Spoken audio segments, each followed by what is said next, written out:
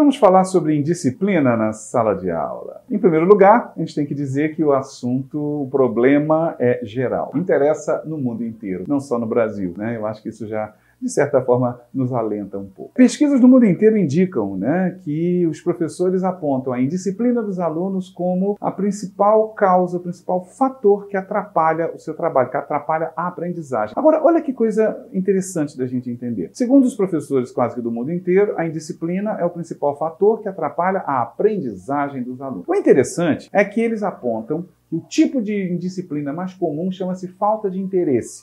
Para nós, né, vamos nos incluir nisso, a falta de interesse, de certa forma, é uma indisciplina e é apontada como sendo um dos principais causadores de outros comportamentos indisciplinados. A falta de interesse provoca indisciplina. No Papo Pedagógico número 1, quem não assistiu, vai lá no canal Sala dos Professores, que ele está lá. Vale a pena assistir. Nós falamos que o interesse nasce da formação de sentido. Ou seja, o menino tem que formar sentido sobre aquilo que está aprendendo para que ele faça esforço cognitivo e consiga aprender. Acontece que se o menino não forma sentido sobre o que está aprendendo, ele não desenvolve o esforço, ele não se esforça cognitivamente para aprender. E aí, com certeza, a indisciplina vai surgir daí. A gente pode dizer, então, que a não formação de sentido sobre o que a gente está aprendendo é que, no final das contas, promove a indisciplina. Você não acha?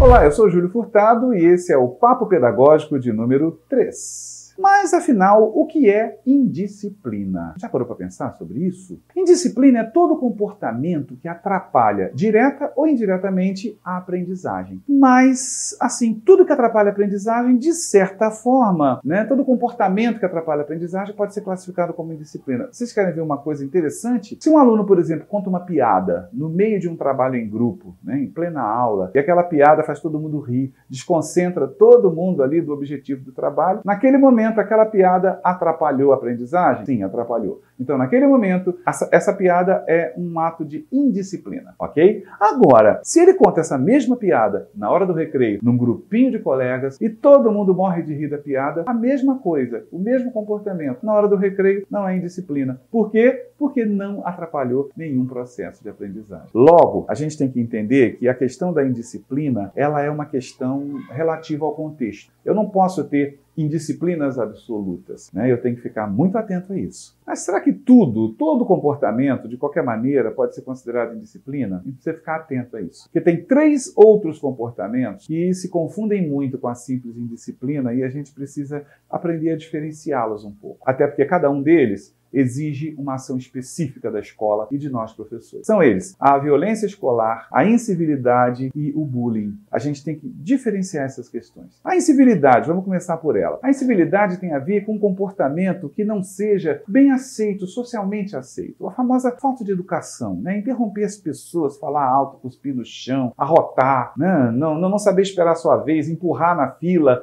Todos esses são exemplos de comportamentos incivilizados. Dependendo do contexto, um comportamento incivilizado pode ser também indisciplina. Basta que ele atrapalhe um processo de aprendizagem. Nesses casos de comportamentos incivilizados, o mais aconselhável é que a escola desenvolva projetos de conscientização, né? Projetos de formação de valores que possam inibir esses comportamentos. A violência escolar. Violência escolar tem a ver com agressões físicas ou verbais, gratuitas ou motivadas, né, que ocorrem no dia a dia da escola. E a gente tem que ficar atento, porque agressão escolar, violência escolar, essas são atitudes que precisam ser combatidas com veemência, né, com contundência na escola. Tem que chamar logo os pais, tem que ter logo alguma punição para que isso não se prolifere, isso não se multiplique. Quando a gente fala de violência escolar, as campanhas, né, que estimulem um bom convívio, né, que reforcem a questão dos valores, também são muito bem-vindas. Falamos também de uma outra atitude muito facilmente confundida com simples indisciplina, que é o bullying. E o bullying é um comportamento repetitivo que envolve um algoz, né, um vilão, e uma vítima. E também envolve uma plateia. É importante a gente entender que a estrutura do bullying é essa. Alguém que persegue, alguém que é perseguido e alguém que gosta e aplaude aquele processo todo. E esses, a plateia, acabam virando cúmplices daquele ato. Não podemos esquecer que ao tratar o bullying temos que tratar também da plateia. O bullying costuma costuma ser bastante difícil da gente identificar, né, e da gente tratar na escola por causa do medo que a vítima tem e das ameaças que ela recebe, né? Ou seja, e aí a gente cria, os apoiadores da vítima igualmente ficam com medo, igualmente se sentem ameaçados. Então a gente tem que ter muita sutileza para identificar esse processo. Logo, o bullying tem que ser tratado de uma forma muito, muito, muito cautelosa, muito cuidadosa. Mas e aí, o que fazer? Por que a gente diferenciou essas coisas? O que é indisciplina,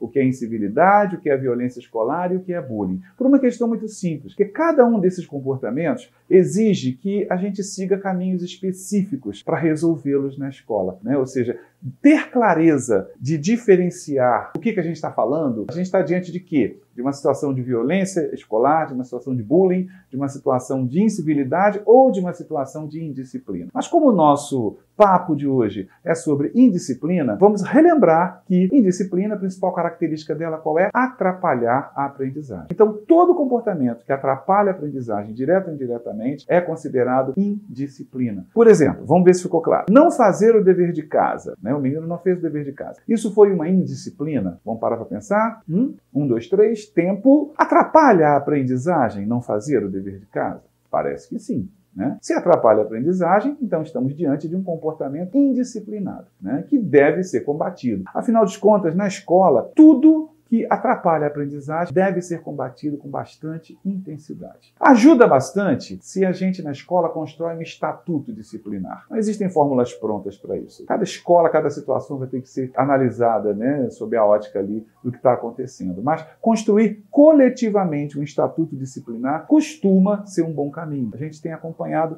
alguns bons exemplos disso. Agora, quando a gente fala construir coletivamente, significa que tem que fazer parte da construção professores, alunos e pais. Esses três não podem faltar. Precisam construir a muitas mãos esse documento. Só a discussão na construção desse documento, discutir o que vai ser indisciplina grave, o que vai ser indisciplina considerada indisciplina leve, qual vai ser a punição, se é para entrar no estatuto, se não é. A própria discussão na construção desse estatuto já é uma atividade que provoca alguma diferença, né? Já se sente na escola alguma diferença com relação à questão da indisciplina. Agora, uma coisa importante, não adianta a gente ficar criando muita regra dentro da escola. Já está mais do que comprovado que regras por si só não resolvem problemas de disciplina. Se resolvessem, não tinha mais problema nas escolas. O que tem de regra não está no gibi. Só para a gente ir começando a pensar nisso, regras precisam confirmar princípios. Se uma regra não confirma um princípio que o menino possa observar, ela não vai servir de nada e sabemos que, pelo menos no nível da adolescência, eles adoram uma regra para descumprir, para desobedecer, né? Para poder desafiar. E é sobre isso, né, que a gente queria refletir um pouquinho hoje. Não tem fórmula, mas pensar sobre isso ajuda pelo menos a gente organizar a escola de forma a minimizar a indisciplina lá. Vamos pensar um pouquinho sobre isso, né? Bom, se fez sentido para você esse papo, faz algum comentário aqui, né? Ou seja, comenta alguma coisa tendo feito ou não tendo feito sentido para você. E encaminhe esse vídeo também para outro educador que você acha que possa ajudar essas reflexões que a gente está propondo, ok?